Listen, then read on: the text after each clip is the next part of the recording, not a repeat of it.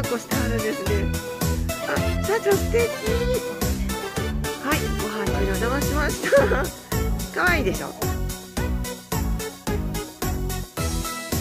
なるほど。とか一つにしても。凝縮されてる。ナッパかな。いろいろ入って。食べたことないこんなんで。めっちゃ美味しい。大根の葉っぱ。あ、大根の葉っぱね。これ。社長すごいリポートありがとうございます。こんな味でなかなかないで。今日抜いてきたんちゃう。